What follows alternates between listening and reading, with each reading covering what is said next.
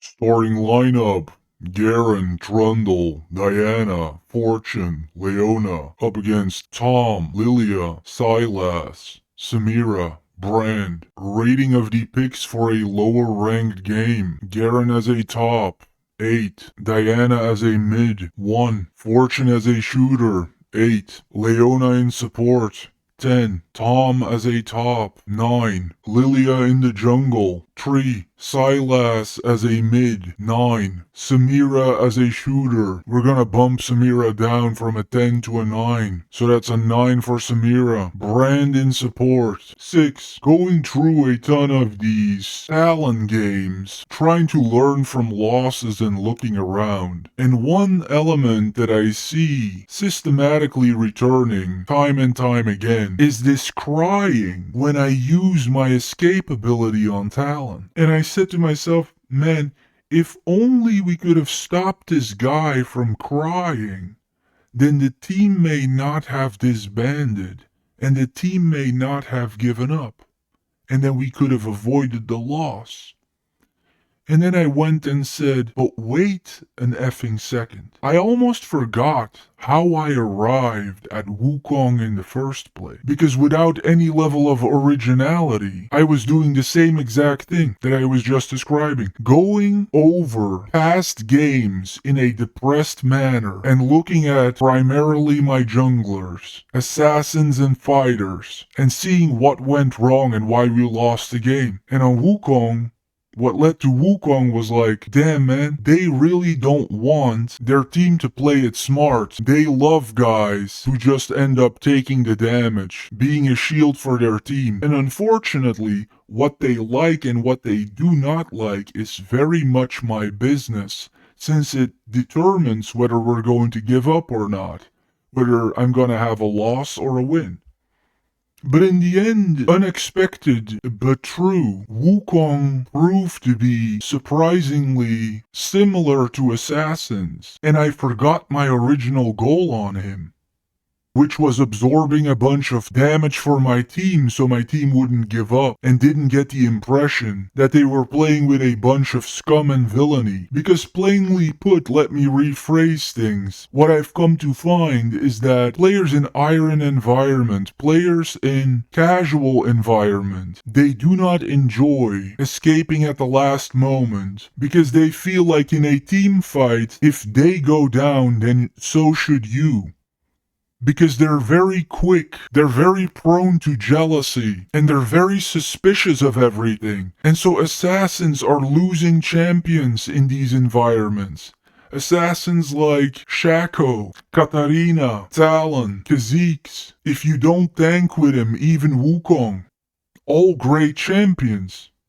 But it makes people want to give up because they cannot accept the fact that you got away. But people are very demanding and difficult. Because a month and a half ago, I was jungling on Mundo, and that was a tank, and they were getting held down from that as well. So they kind of want a tank without wanting a tank. Long story short, I ran Trundle. Let's see what happens.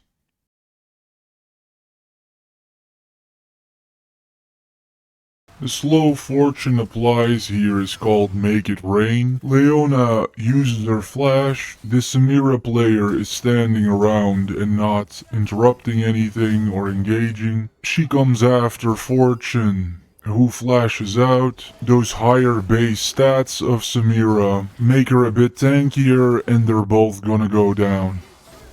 We see a Leona combo of Zenith Blade and Eclipse, which allows for a small burst if Eclipse goes off, which is why they combo well. You have the Samira player yet again not using any abilities, and consistently we see another Zenith Blade Eclipse combo, and you no longer need Flash at this point.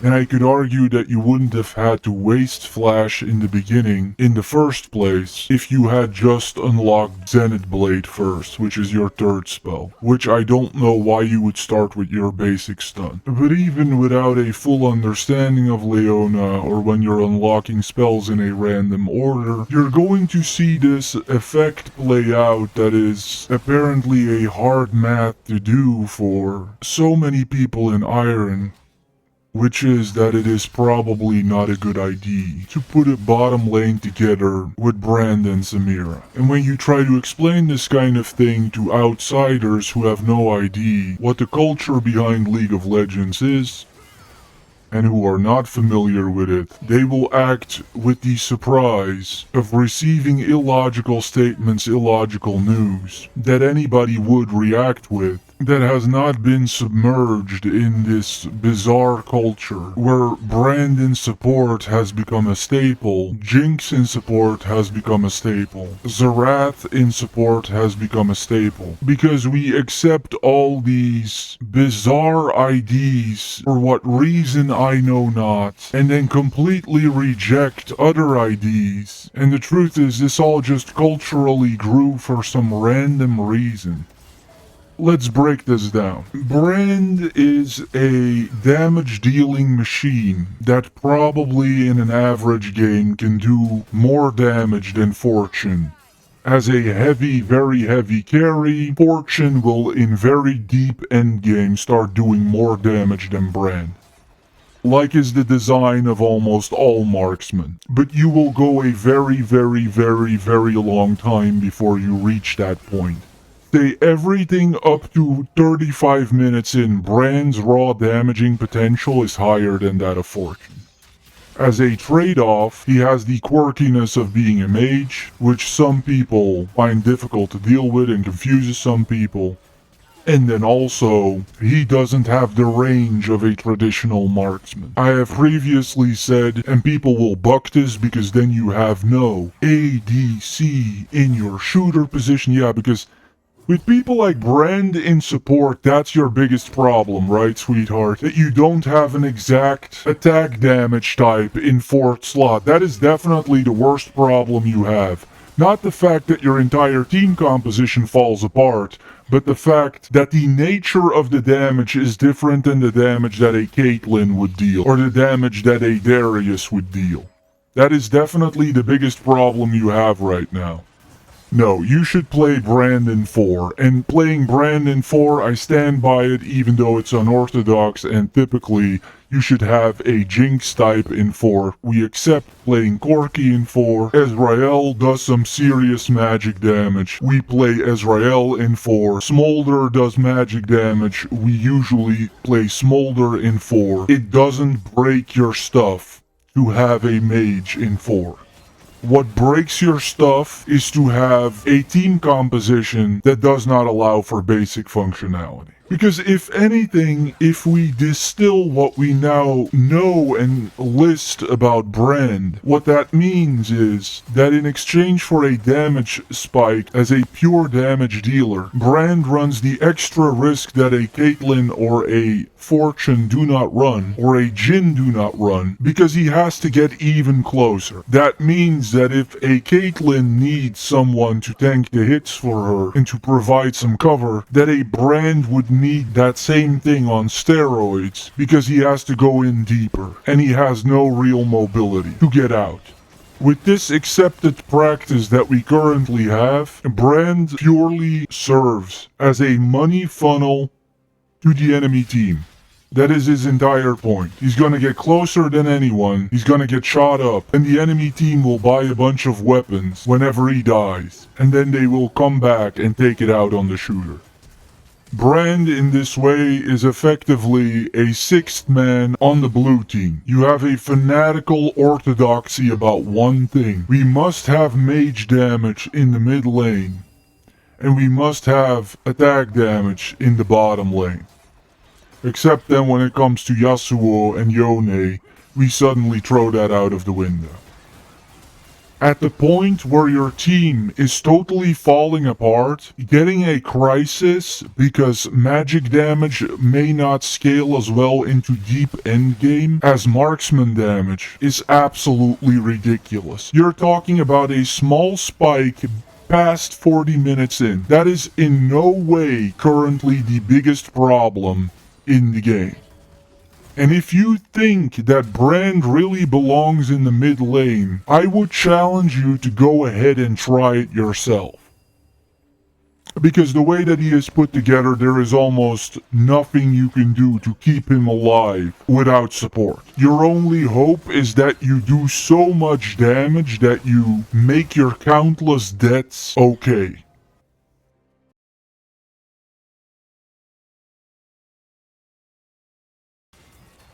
In the beginning of the play, we have here an undisciplined Fortune straying randomly away, halfway leaving Leona to die.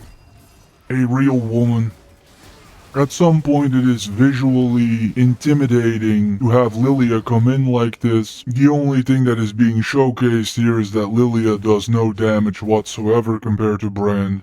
I believe one of the few newer characters in Champions that did not receive the meta treatment at all. Looking at a max life Trundle, these two geniuses between Brand and Lilia saw a great opportunity there for a kill. And so what we have in Samira in this play is some burst damage with some basic mobility, and this Brand player with high dot damage and no mobility and no survivability, and then this Lilia with not much of anything. Then we see Trundle with a bunch of durability. We see Leona with a bunch of crowd control and durability and survivability, and we see Fortune with burst damage. And this doesn't take a brilliant Fortune player. This is probably gonna be the most success that this Fortune player is gonna see in a long time. This just takes a basic, simple willingness to constitute and build up an army. And I guess that since support is really the most specific position of all, and that pick choices are really the most frequently a disaster area, in 5th position, support position, that for whatever reason we have just decided that because it is so bad, it is actually good. And so for every force there is a counter force. And we have gone into a kind of denial. And yeah, I mean, none of these people has CC on Team Red. None of these people have any kind of plan, any kind of option to keep anybody there. They just have the ability to attack someone and then nothing else. And they assume and hope that that will just magically work out for them. And if you want to live out your fantasy of like dramatically being a burning man or something, then it is perhaps better to do that in a different game. Or a different setting. A good way to live out your fantasy would be, for instance, in an offline Japanese Neptune Hyperdimension game, which is all about storytelling and all about feelings and not about competing.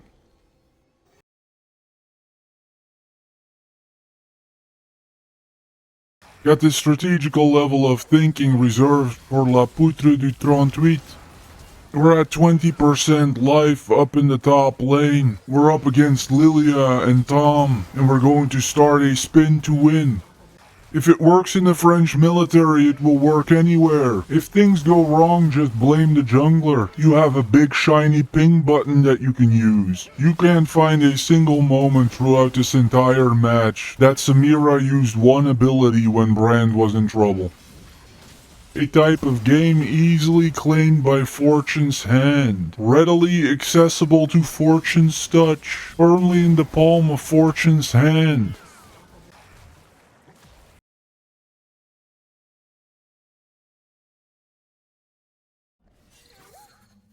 And so then at long last, of course, we're going to have the trolling, and if anybody should be trolling here, it should be me.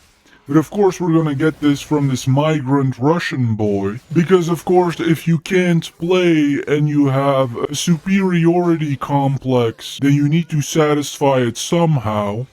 And just picking mid is not enough, and so we're going to resort to laughing at this Lilia player die. Now, it is perhaps worth pointing out that this of course in no way makes any sense, taking that chauvinism of the mid position to the next level. As we have said yesterday, when you're matched up with a mid player and that person leaves and goes off to go and kill people somewhere, it is of course 1000% your responsibility to prevent him from doing that and to engage with your matchup. What on earth else would you be doing? Up to 14 minutes in, the turrets still have full plating, so what on earth are you even doing in the mid lane at this point? Little condescending idiot. Especially in this part of the game, where the turrets don't come down anyway, you have absolutely no excuse for being in the mid lane right now when your matchup is roaming the map. You 1000% have your responsibility to go after him. So this is some reverse psychology, and it goes to show you where you end up when you just let people yap and you believe everything. The real shame here falls to this Russian idiot playing Silas. He's the one who should be shamed. This kind of roaming from Diana is for the most part beneficial if you're good enough. It's a skill check to a large degree. If you can't pull it off, then it's irresponsible to leave your lane like this.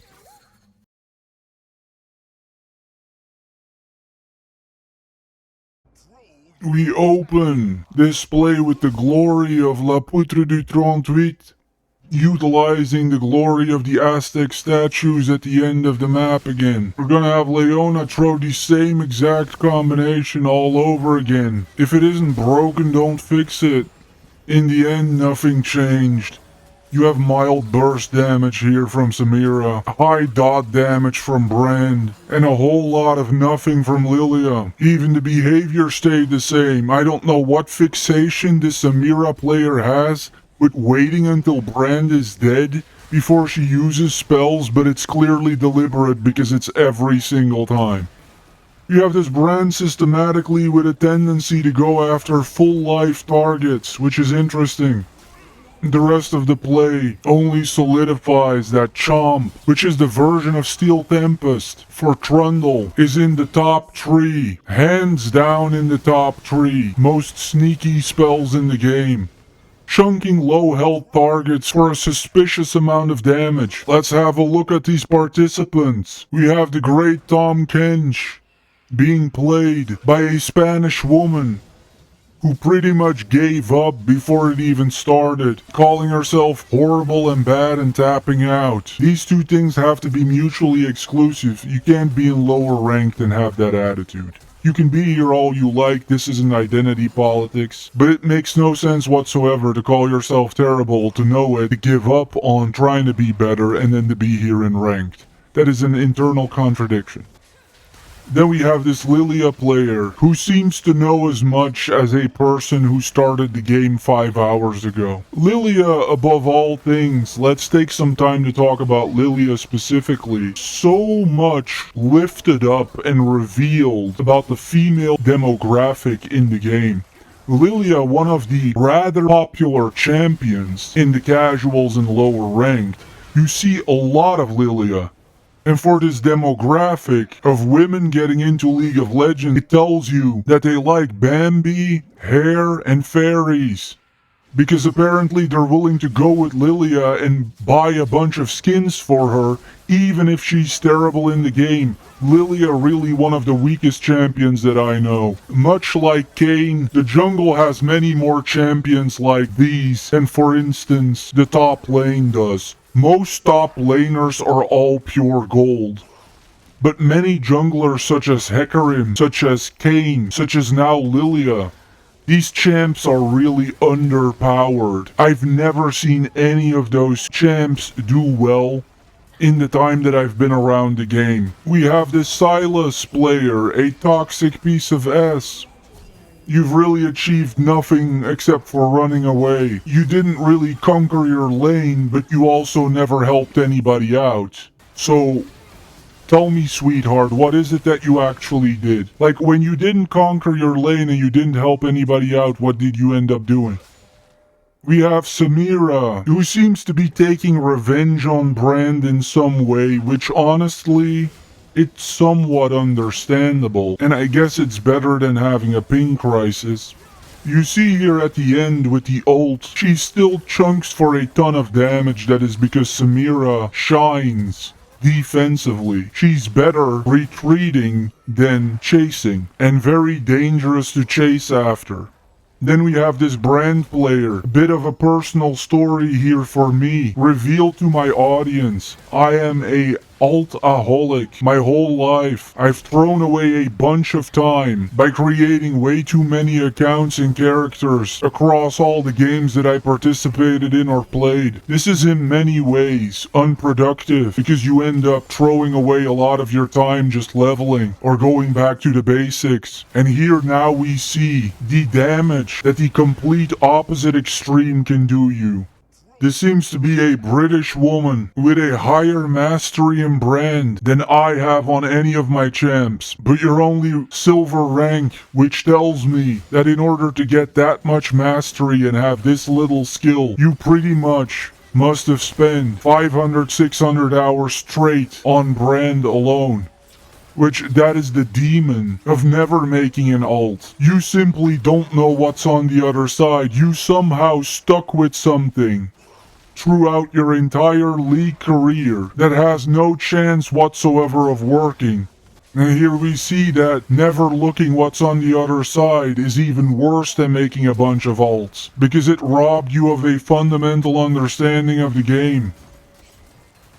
And customers and gamers gradually becoming used to this model that we see from British games, from Californian games, where it is not your skill or your decision making, but just the amount of hours that you were blindly grinding that matters. Such as in many ways Diablo, in many ways RuneScape. It doesn't matter what you know, just as long as you keep clocking in more hours. And that's the way that this sink soap woman is playing Brand. Just been brainwashed into believing that your own personal skill doesn't matter as long as you just stick with the same thing. We have La Poutre du 38 in Garen. Stop this. Stop this and go back to the casuals.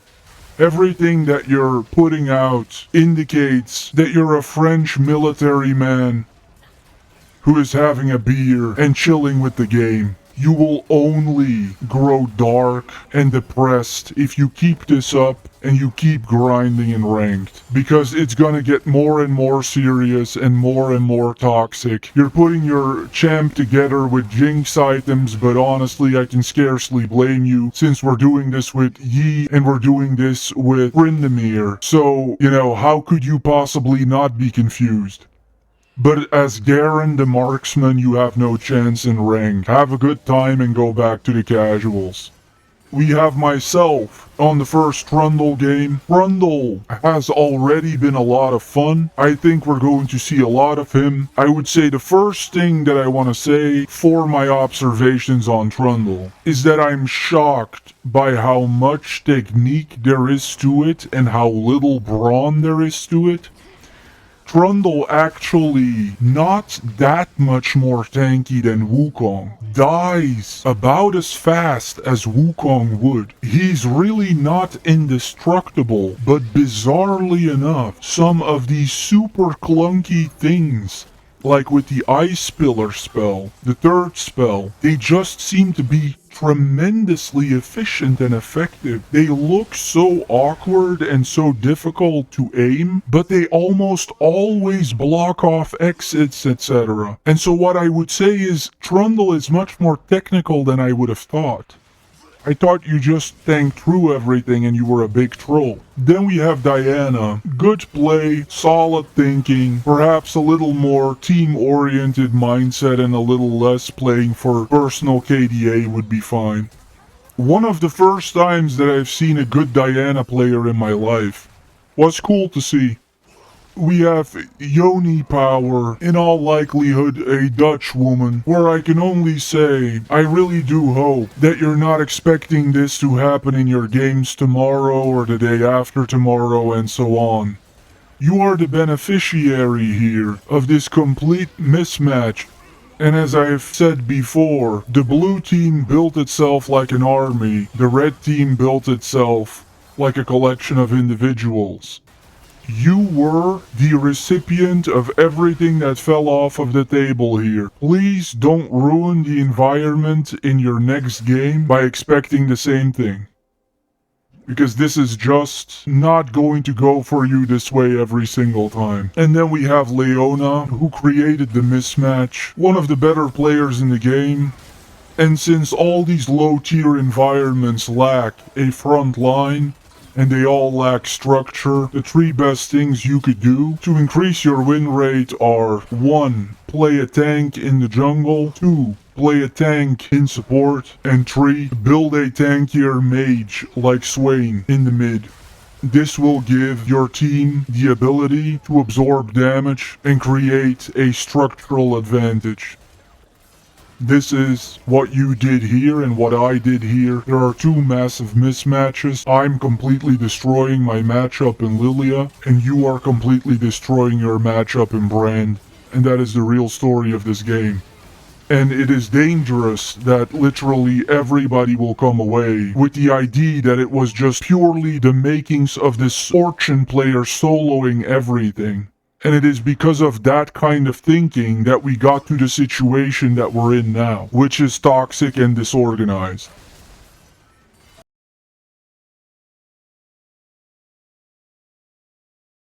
Taking a look at the scoreboard here, you have a naive misunderstanding about what this adds to Fortune, and you have a naive idea about what Bloodthirster is going to do for your survivability. A Bloodthirster by itself cannot keep you alive. Start with Fortune items to blow your enemy away, like Kraken or the Collector. This will not work in situations outside of what we just saw. And it's kind of like watching the beginnings of a train coming off of the rails, because you just know that this woman is going to observe what happened here, think that it happened because of the greatness of her build, and then just reproduce the behavior and reproduce the expectations in the next game. And will absolutely melt down in the next game, because of course this won't happen the next time that you run this. Oh, bizarrely enough here, I made a mistake. I thought you were purely building him like Jinx. Apparently not. Apparently you're putting in some fighter items as well. At least something is looking up. One of the reasons why you fail here is because you're trying to tank it with plated steel caps. For the price of adding 25 armor, 1,200 gold is incredibly much. You're funneling all of your first funds into something that has very little payoff. You went 0-7-1 here. The real scary thing is that with this level of mastery and brand, how many times have you done this before? That is the real scary thing. I think this may honestly be the individual with the worst personal record that I've ever come across. Because if you reproduce this everywhere you go, well then, I would imagine you pretty much just went 0-400. Effectively turning every one of the teams that have you on their side into a four-man team. When we look at the exact numbers here, we can tell that I only had to deal 2,800 damage to champions to come away with 4 kills. This is more than 3 times less what this Diana player was putting out, and she only ended up with 1 kill more than me. We see here that with all his yap, this Silas player was the least aggressive champ on their team. Moving on.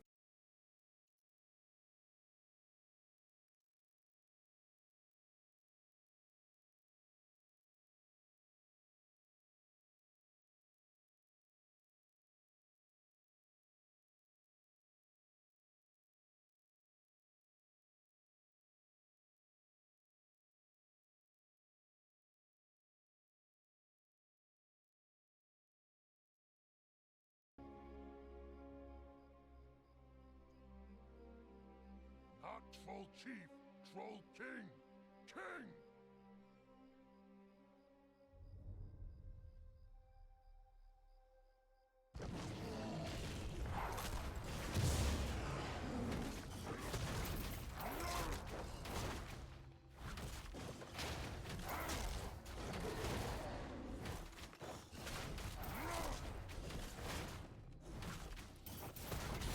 Freljord is mine! This is Trolltown!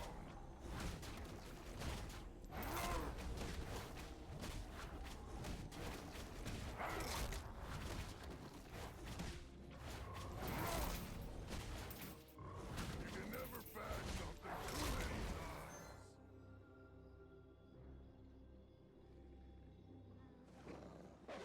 You're in my kingdom now!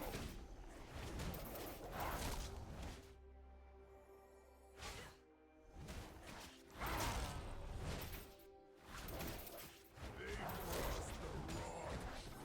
First blood.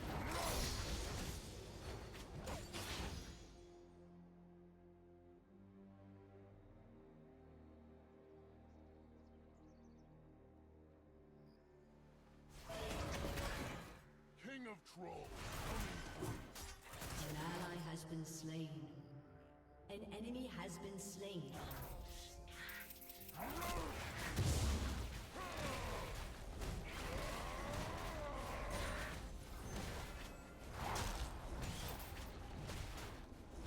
I'll go with frostbite.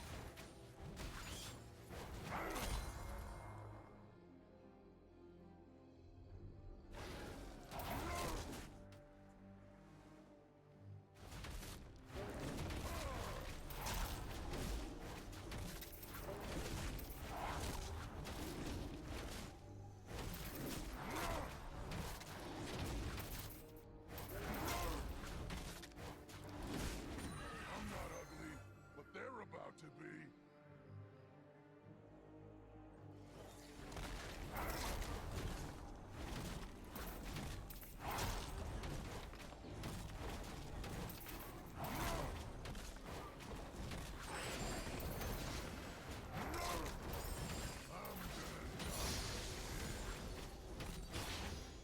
An enemy has been slain.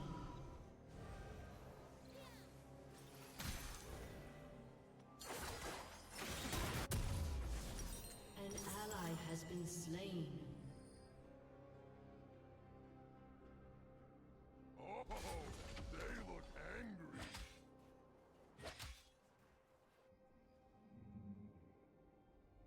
Killing spree.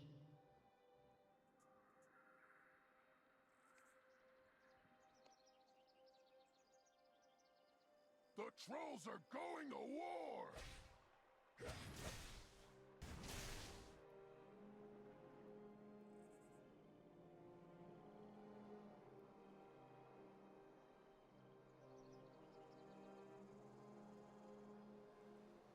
I'm Troll Judge, Troll Jury, and execute Troll.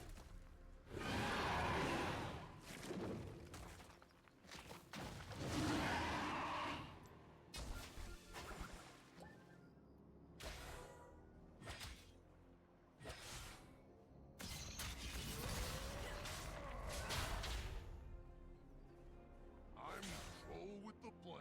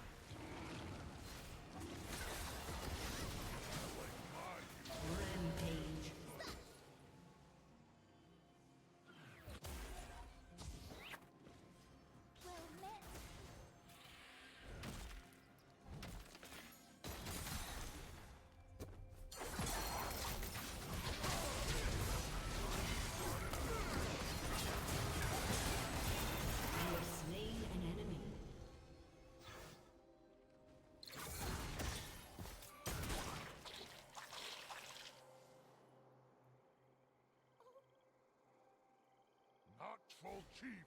Troll King! King! Enemy has been slain. Double kill.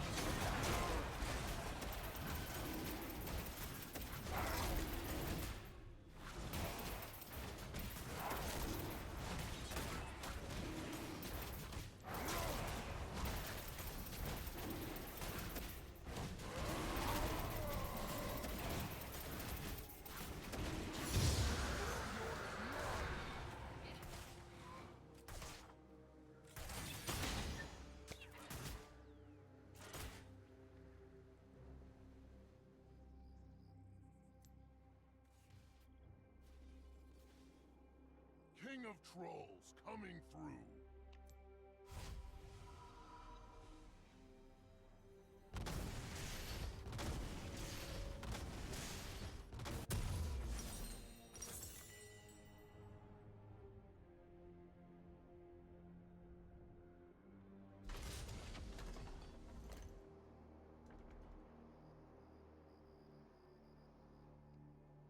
I'm not ugly, but they're about to be.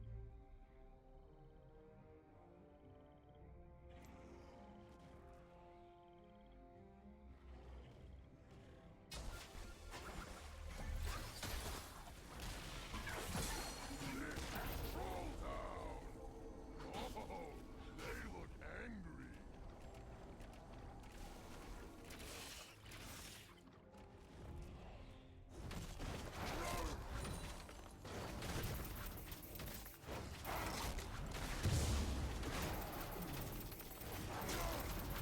This hurt a lot.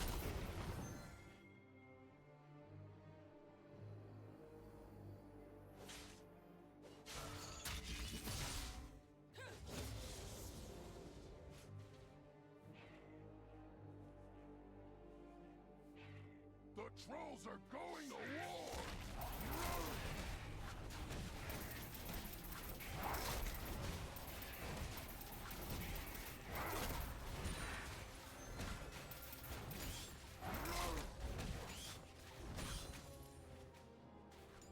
I'm Troll Judge, Troll Jury, and execute Troll.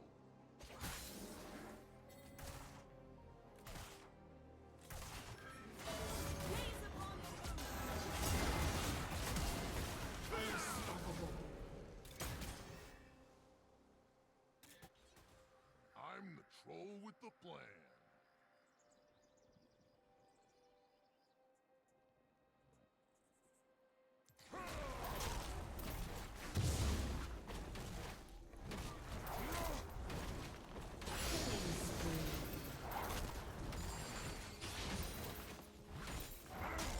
Whoops! Did I break something? Rampage. You're in my kingdom now!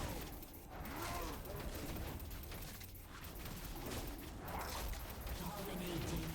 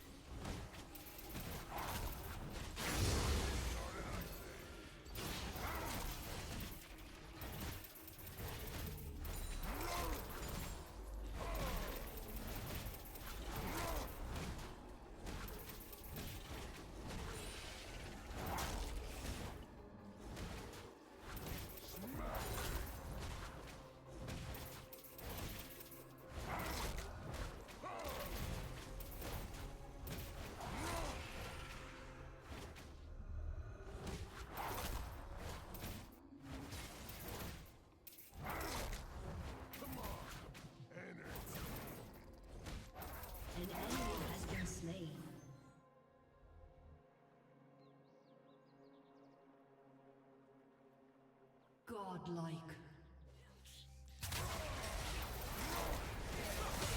Shut down.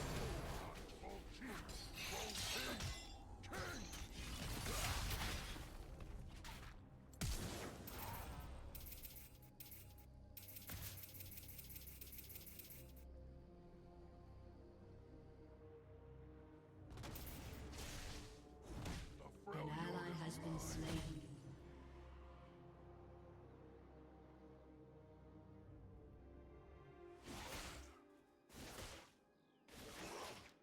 Legendary.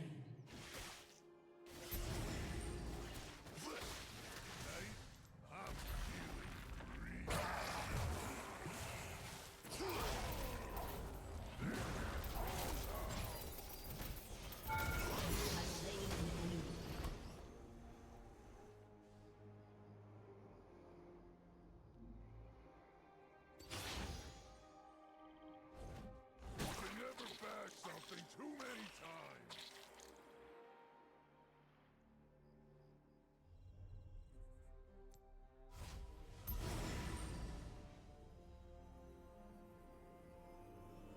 An enemy has been slain. King of Trolls coming through. An ally has been slain.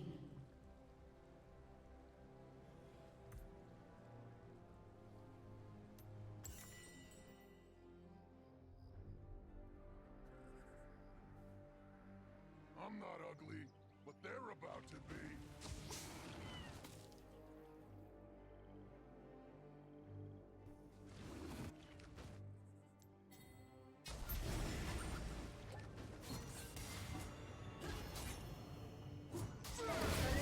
Will fall soon.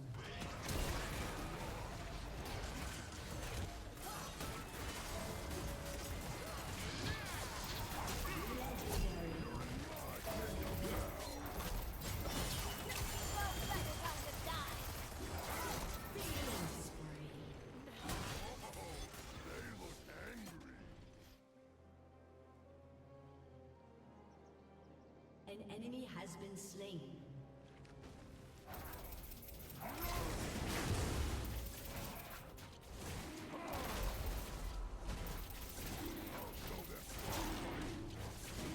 An ally has been slain.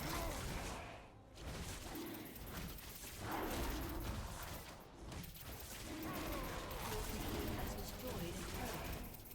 Your team has destroyed a turret.